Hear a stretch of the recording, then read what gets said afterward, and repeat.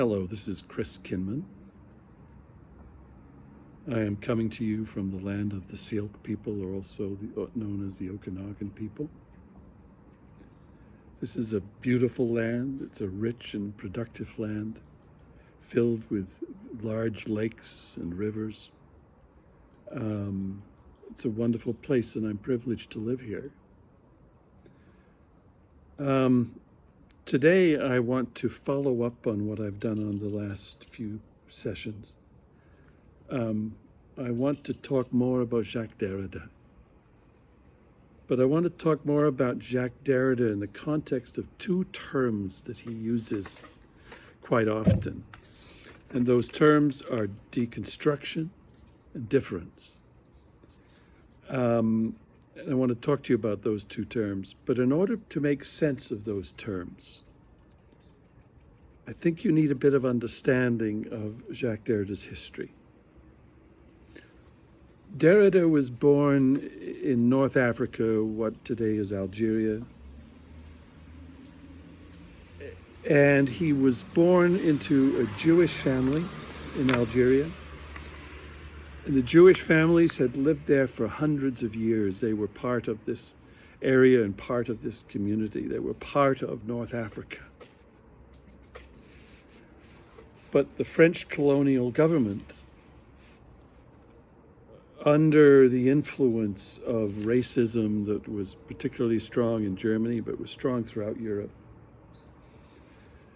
decided to take away citizenship from North African Jews. As a child, Derrida lived with no citizenship. He was an alien on the land that he and his ancestors had lived upon for hundreds of years.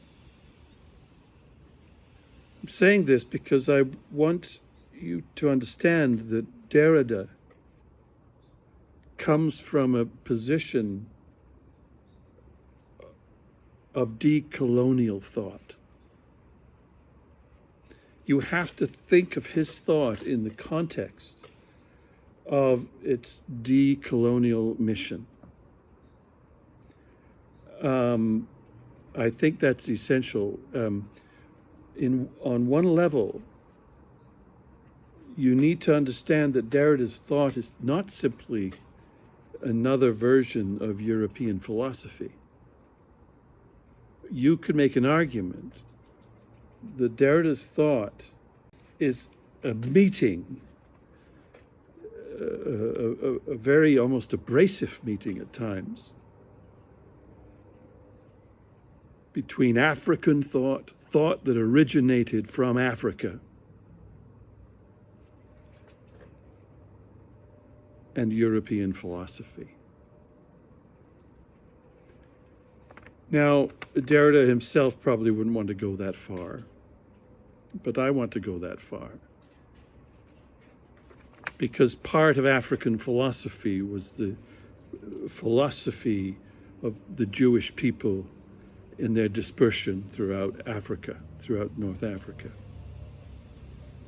So I believe that his thought must be understood as a decolonizing thought.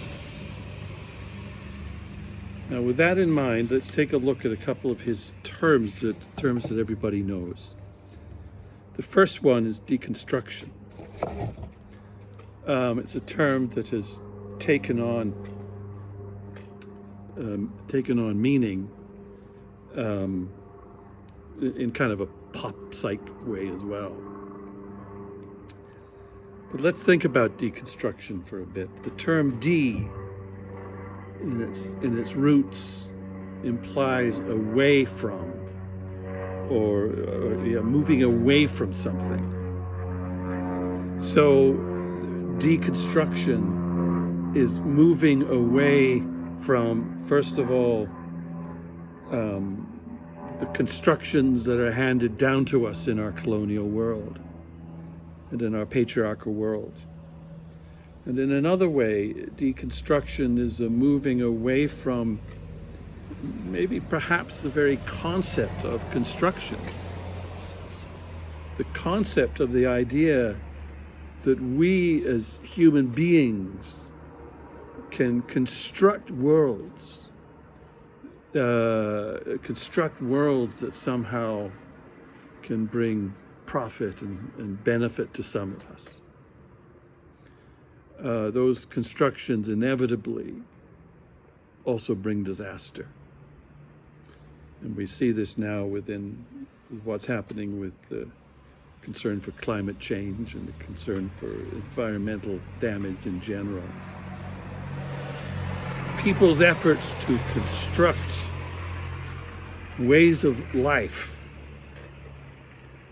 in modern day capitalism has led to incredible destruction within our world.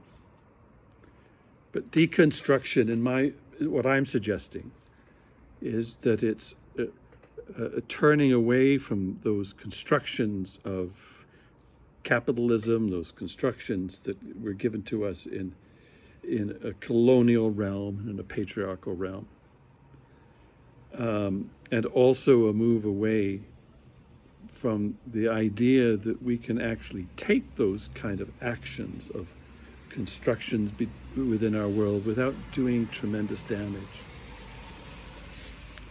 So in this way, Jacques Derrida is also an environmental philosopher. Derrida himself talks about, in deconstruction, a move away from something he called phallogocentrism. I never pronounced that well. But basically, it is the idea that in language, there's often dualisms presented in language, and in those dualisms, there's a preference. Those dualisms include male and female, where historically the male was given preference over the female. You see it in other ways. You see it in science and the arts, where preference is given to the sciences over the arts, over the idea of structure rather than chaos, that we need structure and particular kinds of structure go along with that. Otherwise, we are dealing with chaos, and so you get these two ideas. There are ideas of Deleuze and Guattari as well that seem to fit this phallogocentrism point of view. If you take the concept they present of tree versus rhizome, where tree is a structure of an individual tree, by the way, where you have a center, and then you have branches coming off the center, and you have things moving up one cell at a time and down one cell at a time. There's hierarchy as well. And they oppose this concept to the concept of the rhizome, which is grass and something like poplar trees. Other trees are rhizomes. All sorts of things are rhizomes. Almost every weed in your garden is a rhizome. But the rhizome is composed of horizontal lines and nodes, and they all connect, and they connect to one another. And there's no beginning and there's no ending. There's just the rhizome itself.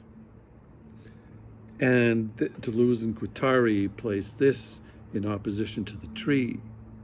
And they call upon us to think in terms of rhizomes instead of thinking in terms of trees.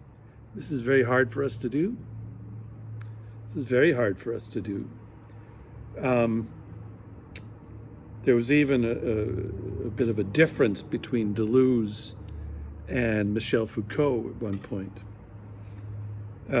Michel Foucault was challenging the tree-like structures in our society.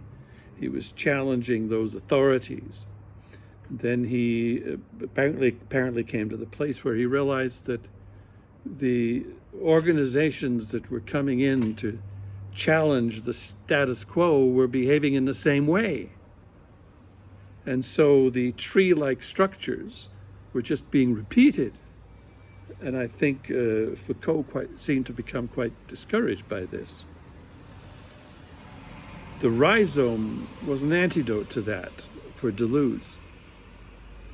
It was an antidote for Foucault. An antidote so that we, instead of thinking and repeating the structures of the tree, we end up entering into more of a rhizome space and a rhizome understanding.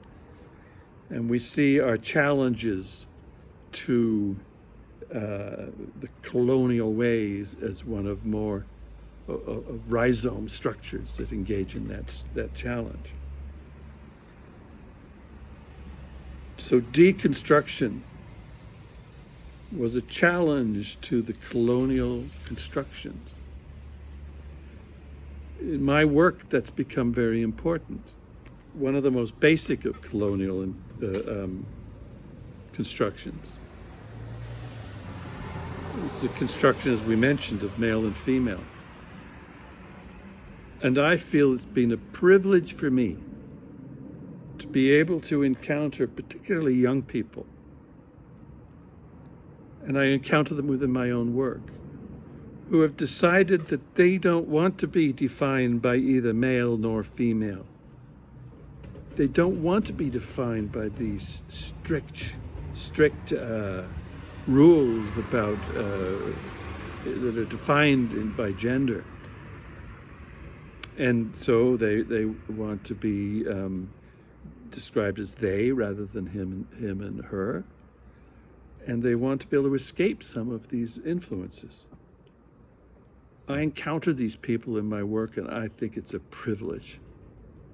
I think it's an honor that in my day and age, I've been able to see this type of deconstructive work come from the grassroots up, where there are people, and particularly young people, who challenge the basic constructions of gender.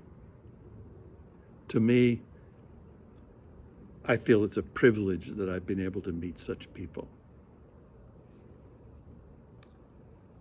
So deconstruction can take many turns, and it can also take some very gentle turns. One of the people, I think, who does deconstructive work, according to the way Derrida used it,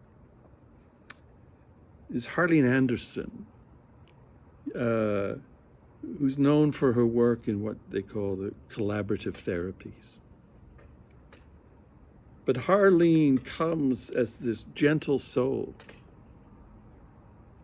who refuses to see the world according to the philogocentric terms, according to the colonial traditions, and instead sees a world that's been decentered, a world that has democratic and communal values. And she's very active in talking about such a world. To me, that is the work of deconstruction, and it's deconstruction at its best.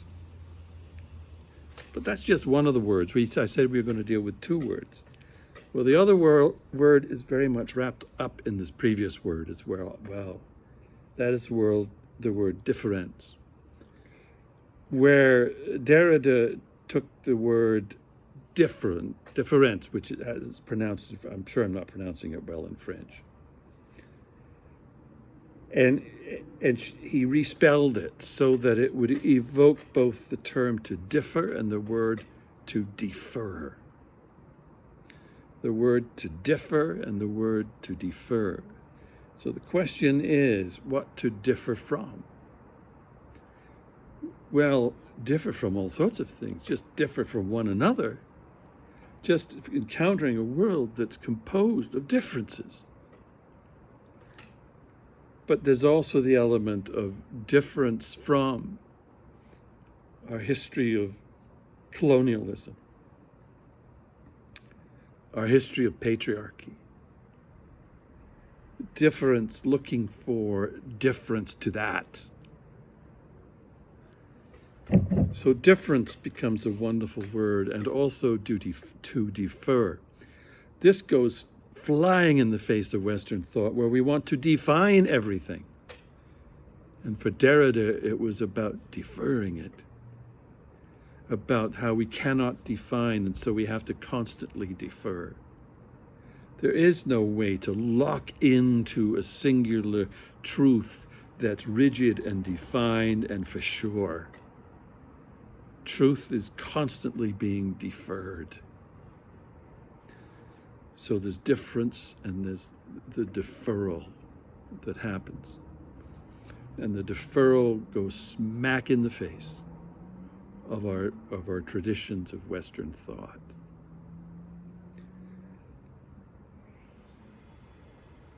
I think I'm going to leave it at that for today.